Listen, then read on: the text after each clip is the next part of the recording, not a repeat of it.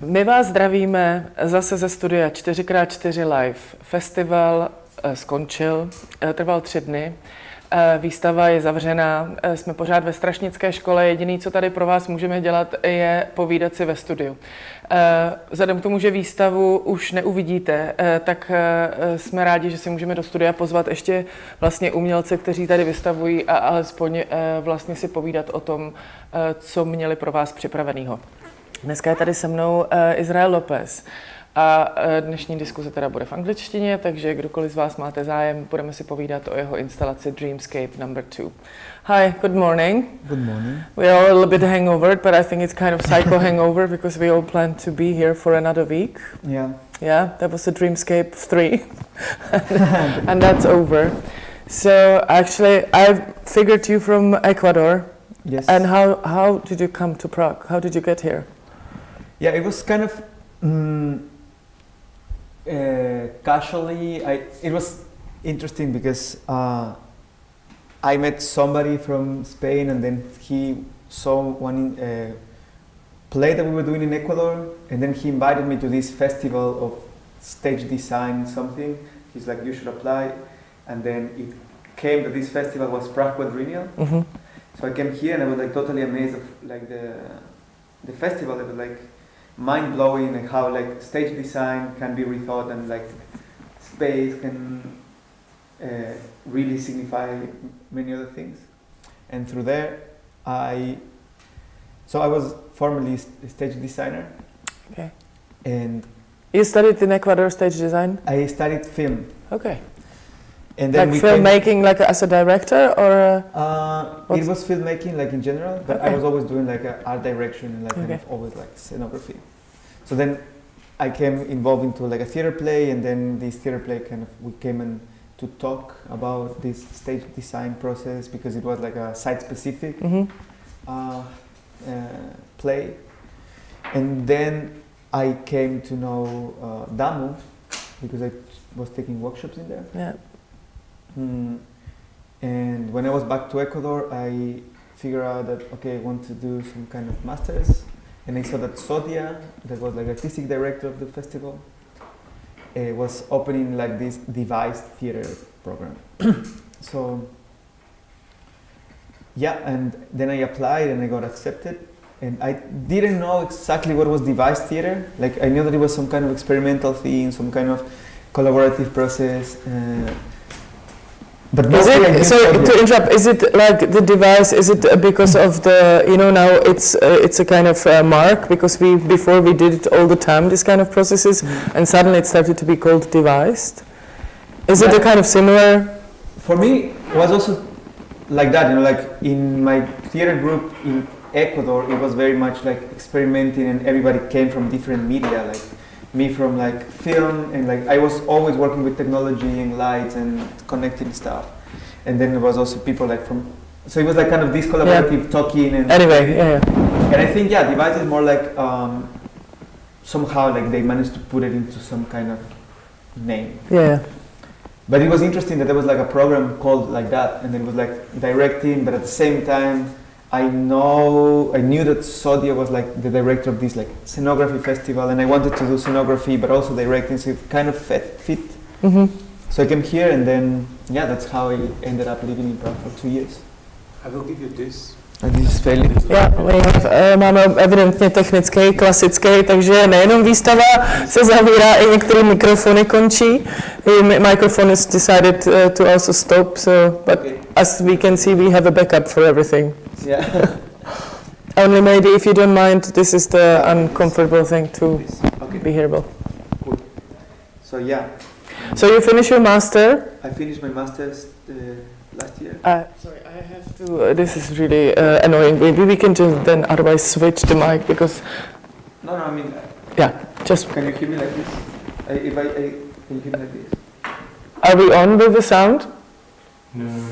No, okay, takže mám něco říkat já, aby jsme tady zaplnili čas. Já jsem bohužel neměla možnost Izraelovu instalaci vidět, protože jsme většinu času strávili tady ve studiu, ale pochopila jsem, že vlastně je to druhá verze, originál, ta Dreamscape #1 byl v Berlíně, ale Izrael nám o tom všem bude vyprávět, až se mu spustí mikrofon. Ještě ne.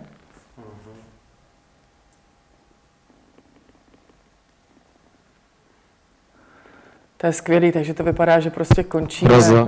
Postupně všechno končí. Už ani technika, you know, even the technology doesn't want to support the culture anymore. Yeah. Hi, hello. Yeah. Okay, we are all back. So let's go back. You finished the master. I finished my masters last year. Yeah. Last year. And now you, when was the first time? Because as I said now in a second ago, you already created the Dreamscape #1. Yes. That was connected to the master? No, actually, through the masters I kind of started to create these kind of like sensory installations. Uh-huh. So that was my research was about how, like to take scenography more into. Not like staging outside, but somehow the staging through the senses and how we see space and how we perceive and how we are actually relating with what is outside through inside. Mm-hmm. So it's always like kind of like site-specific work, or like I don't really like to work in theaters, more like outside or like buildings or something like that. But it's also working through the senses and how you actually perceive stuff. And that's also how. I got somehow related with the in situ network, with Markéta. Mm-hmm. Markéta Černá je vlastně z festivalu 4 dny v pohybu a in situ je mezinárodní network, který vlastně umožňuje umělcům pracovat po celé Evropě. A jsou to hlavně vlastně site-specific projekty. Ještě určitě o tom víc uslyšíme, jenom aby jsme byli trochu v obraze. I just try to explain what in situ is. Yeah. So somehow from with my last project was called Deforming Places. I kind of got related, and then this Dreamscape was interesting because I was working in another project that was about encounters and like through food, and this was kind of the project that in situ was supporting. And then when pandemics happening, it was very bizarre to keep researching on this thing that needs two people to be in close distance when actually we cannot do it. So somehow this project got stuck in the middle of things that get stuck in this year. But it's kind of interesting, no? I think we have been all kind of heading in the last year to projects which are very personal and very kind of one-to-one, and getting to these personal experiences and sensory stuff. And I'm really amazed how, that with all that approach and suddenly everything gets cut off and we have to actually do almost the complete opposite. Yeah, I don't know. It's quite a challenge, no? It is a challenge, and it's also kind of, I think, what is actually demanding us is to, kind of don't stop the research, but somehow like take it from whatever it is and then put it into like different kind of formats. So in this case, that was like the situation. It's like, now it's just for one person at a time, and then somehow the atmosphere started. I mean, I started to really question what is reality like. I mean, because somehow like all of these kind of really seemed like, like story. Like who will ever imagine that we're gonna be like globally locked down? Living in a movie.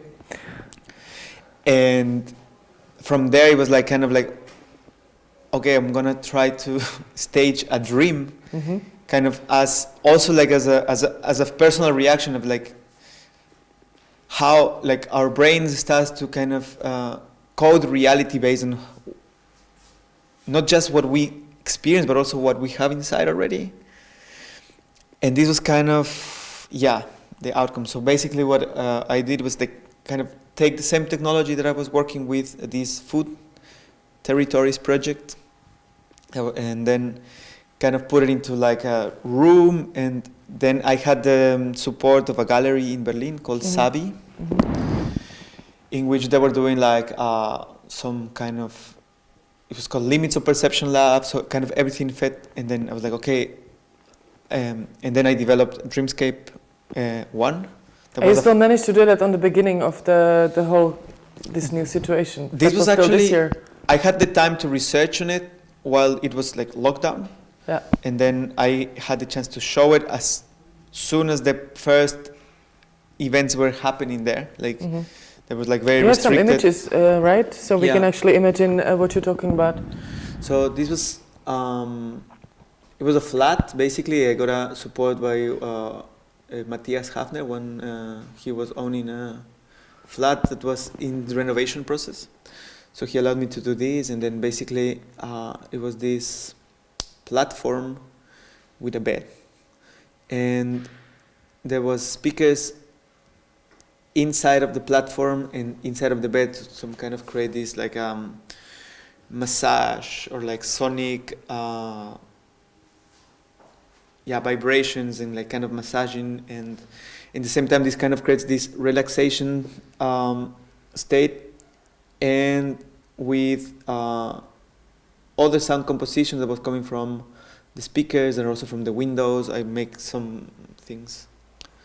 So basically I use these devices that makes architecture vibrate, and then the architecture starts making sound. So it kind of creates like this very specific sound. So it's very much based on the sound, physical sound experience, that the person is in this environment being like on the bed, and how does that work? So basically the sound is what it kind of gets your mind active, but this was I think the main thing is like this dramaturgy of the dream somehow. So it was kind of based on how first you have like this decoding on space, how you actually feel the room, and from there how that feeling of the room can be, let's say, modulated through sound and through smell and through light and through all of these things that kind of become atmospheric. And from there you can create like a pool of perceptual stimuli, like all that you sense, but at the same time you're inside kind of coding, like, and getting like memories and like things that gets inside of in your mind, and both of them will work when you kind of get sleep. Yeah. So you have like things that are happening in your surrounding that are still changing, and you're still kind of grabbing this information, but at the same time something that gets inside.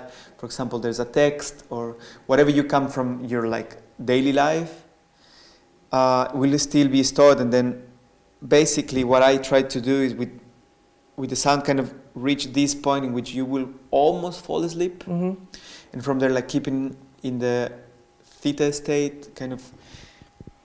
So it's not about actually producing a dream, but it's actually kind of producing this meditative, hypnagogic state in which you will actually have a time to reflect on, not even reflect, just like lie down and like enter this like hypnotic state. So you will, like the first installation was only by appointment, and you will have the flat for yourself. Wow. For 1 hour. Okay. So you will actually have the time to fall asleep. And in Dreamscape 2, it was a bit different because the exhibition works different. You cannot book a whole room for 1 hour because it is a lot of people. So I made like a 15 minutes version that was like basically a nap. And but based on the same principles.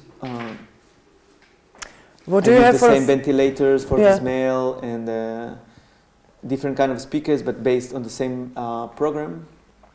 The program looks like that. So several oscillators. Wow. Play some sound now, it will be good. Yeah, it's amazing actually, because I'm always fascinated by all this, work behind. It's something what is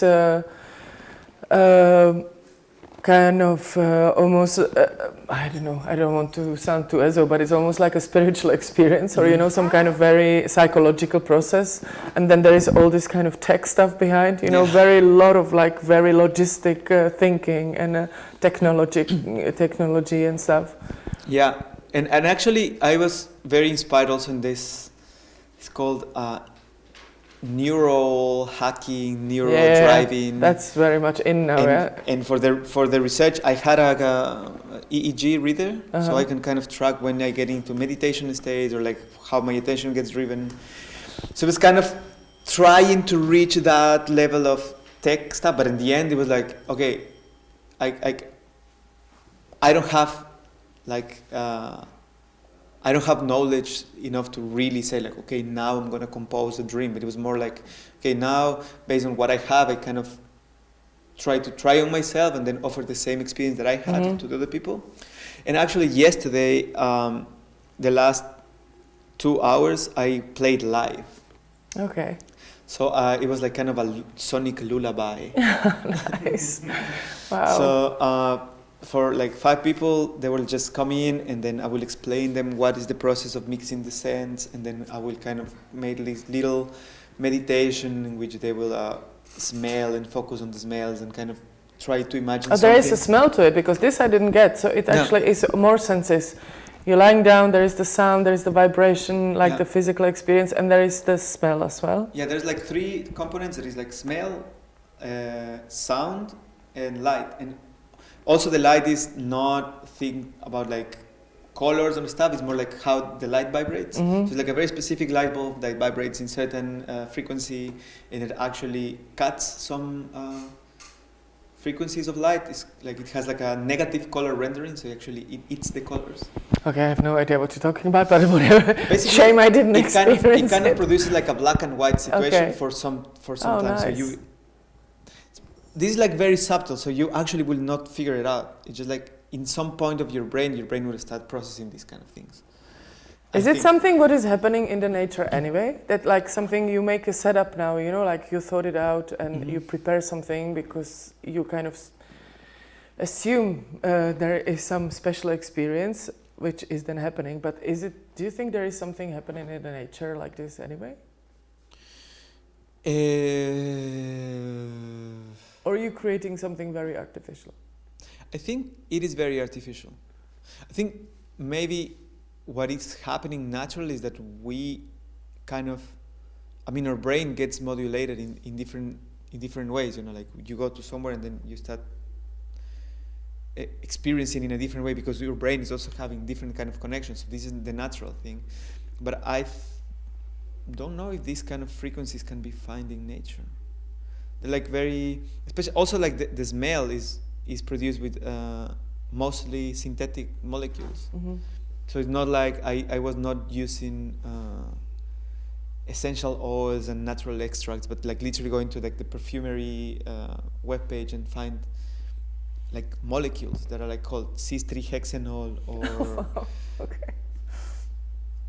And yeah, that was interesting to see how like also there are like stuff and actually that they're like based on some kind of scent that is like, I don't know, fresh cutted grass. And then to produce that, they go to the lab and then produce this molecule that actually smells like that. And I'm like, wow. Okay. Yeah. What do you have for feedback? You know, like, for example, because what I was now thinking about, even if I sometimes do some workshops where people kind of meet themselves, because even of just some physical exercises, if it's non-professionals, or younger students with less experiences, we are kind of always getting on the edge of some psychological work. You know, like I don't want to say really therapy, but we are hitting something very personal. And then sometimes really things are coming up, you know, something which is deep stored and don't want to look at, and some life experiences or emotions, hidden things. It's a couple of times I've heard like, you're really taking a risk path, you know, this is something, this is not your area, like you don't have a therapeutic experience, you don't have the backup for that. I was thinking also because I went to see Cristina Maldonado's this virtual reality project, and I love it. And I was really getting, you know, not really freaked out, but I was really getting to quite some spacey place. So what is the feedback from people you get? Like, how do you work with what they experience? Yeah, normally I will be outside of the installation to like talk with the people. And yeah, I think the experience change from person to person. They range from like just being relaxed for a couple of minutes and then just a little bit of relaxed to some kind of, how to call it, some like minor hallucinations. Mm-hmm.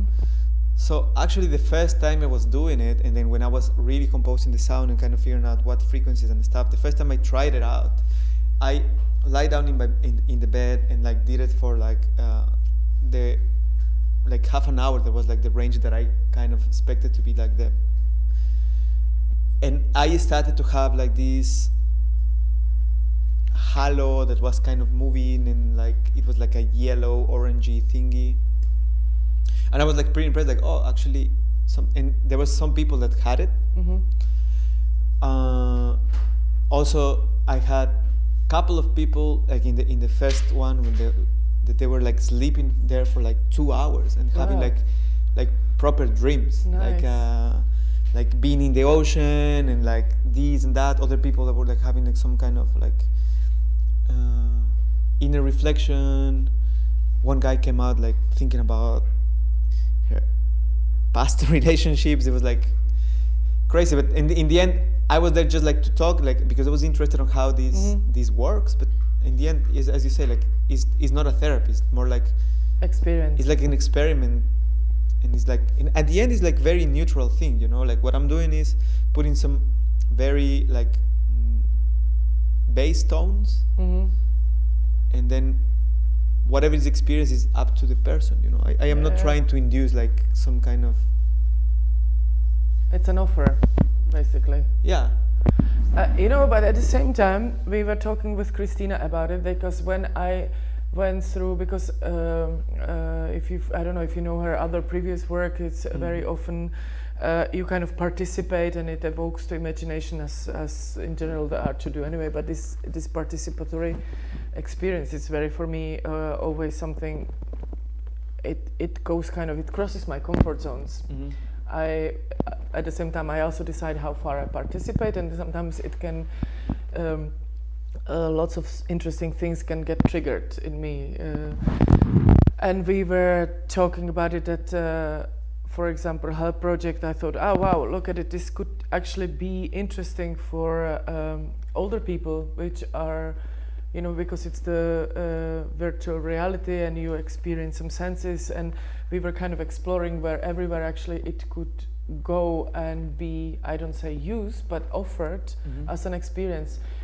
Can you kind of think about this, that the art as such, because it's created with the intention to have artistic experience, or you're an artist so you actually go from that field, that it has some further, I don't say use, but it can actually serve to some other purpose, and it can be evolved or be a part of some kind of, I don't say therapeutic, but some other processes.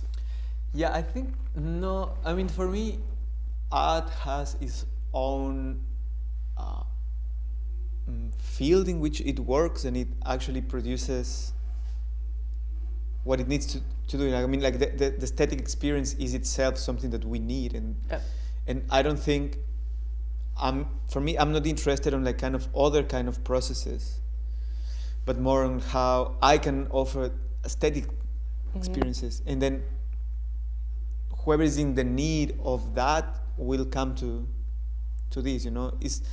I think maybe the same principles can be used in another thing, but for me it's not interesting. I think art serves its own purpose. Yeah.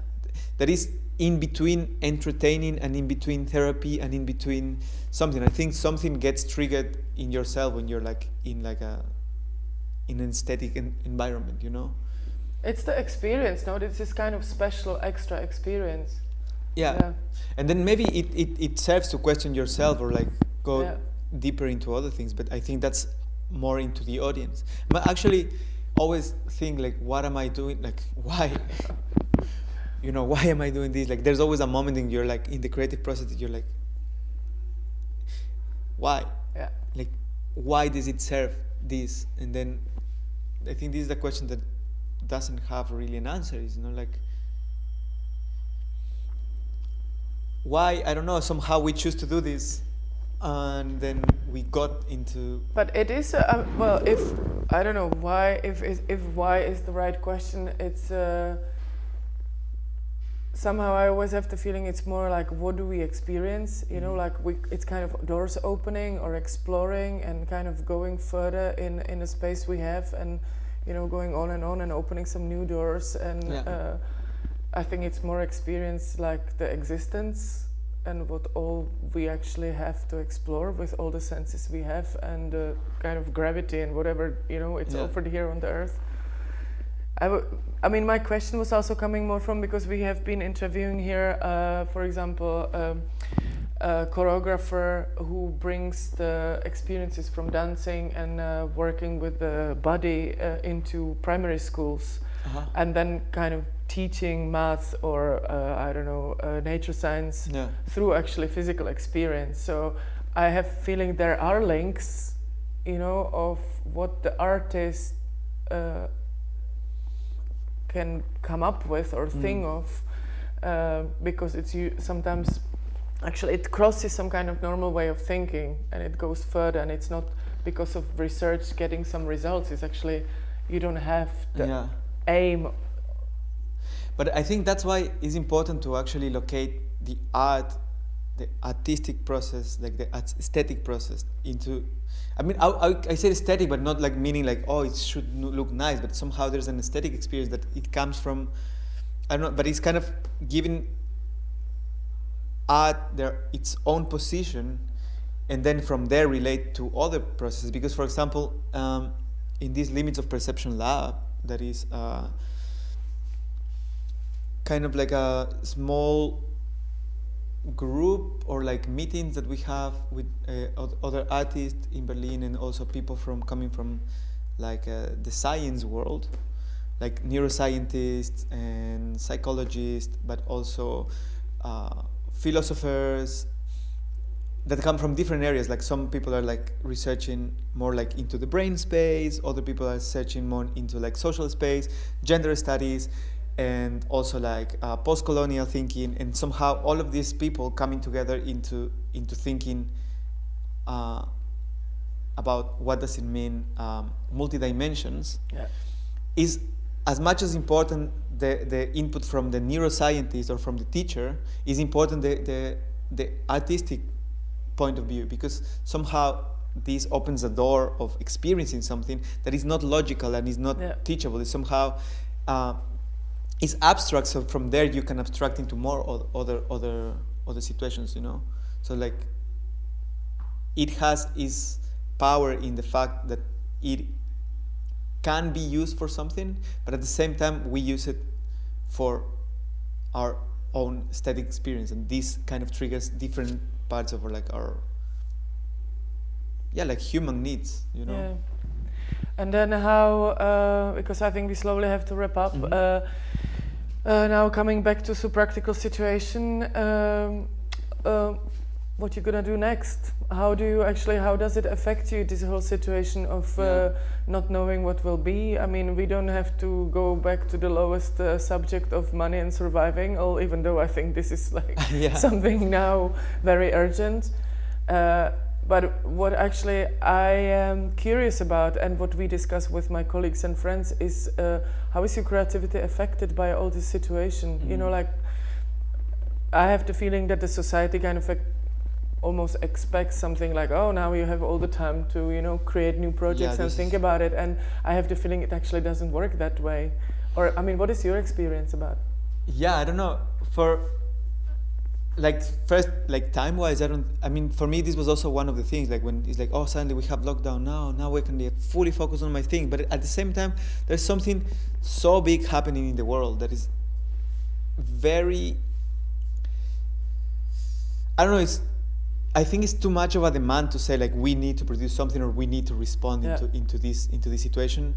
For me, my first thing was like, okay, I need to stop and like just let this pass and like watch it and like figuring out what is doing to us, you know, like in like a social level, like now, like meeting the other person, like encountering the other person is like a whole different. It's a whole situation. It's not just like the fact that now we are aware of the distance of the other person, the fact that we are aware that this other person actually signifies, means, and can produce like is dangerous.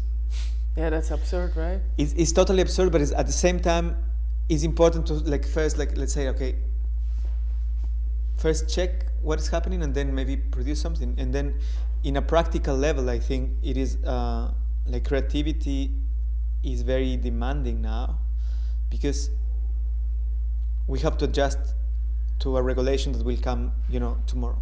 So you're doing something and then the regulation comes and it's like, oh, actually this can be or this cannot be, and then I don't know. So yeah, I find this is actually, that was also part of one of our discussions here on Many, that this is a field where we are at home at, you know, like in a way that being creative also means that you suddenly, like what I experience, sometimes my brain is completely locked and what you said, I'm kind of standing still and just looking and have the feeling the world is passing by like this, like a train. But at the same time, there comes a new regulation, new restriction, and I have the feeling, oh, it comes suddenly, and it's almost like a game. If I'm not paralyzed, sometimes I feel paralyzed, but sometimes I have the feeling, oh, this is a new playground, and then whoops, there we go. So let's see, but I don't know how long I will have this energy. Yeah, that's the question. I actually, once I was talking with a friend that he was very feeling like in the need of doing something, and then it was like kind of like reaching this, we kind of reached this concept of radical inaction. Yeah. How like actually being inactive and like not saying the first thing that we think is actually more politically correct, to just understand where, like, put us in a position that we don't really understand. I mean, like, accept the position that we don't really understand. That is kind of what I am now. Trying to figure out everything in which is my role, or which is my first, not a role and like I should perform it, but somehow like what am I doing in this? And then from there, trying to be active. And luckily, there are stuff that is kind of happening through the situation that kind of gives me hope that things will be able to still happening. But at the same time, there's always this fear, like we don't know. Yeah. And I think that's the way that we have to. And there's also the fear of there's a virus. So if you need to travel, and then there's a festival, and then you have to go, and then you have to work with other people. Yeah. There's always this situation that it is not just about the regulations in a social level, but there's also a virus that you might get, you may get it. Because, and then how is it practically now for you, like coming days, weeks, because you were in this in-situ network, Mm-hmm. I can imagine you had planned some other showings, or, you know, like the projects traveling, because that's a European network. Yeah, most of the things are cancelled, other things are postponed for 2021, other things are like starting to be developed for 2022. But at the same time, I think, traveling is restricted, but it still is somehow happening. Okay, cool. So it's like a risk. Yeah. You just risk it, and then and you get tested, and then you hope you don't get it. Yeah. And try to get as safe as possible within the creation process. Okay. Yeah. Hey, thanks a lot. It was really interesting talking to you. I wish I can at least once experience this dream number 2 or number 3, whatever. I think it's gonna be on for some time. Still. And it might just come back to Prague, and we all can go through that. We will link. You have a website. We will just link it to this interview. Sure. So good luck with everything. Thank you. Yeah? Same. Děkujeme, že jste s námi, a my budeme pokračovat v těch rozhovorech alespoň tady ve studiu, a zůstaňte chvilku s námi, aby ta výstava žila aspoň virtuálně. Takže naslyšenou. Thank you Thanks so a much. lot.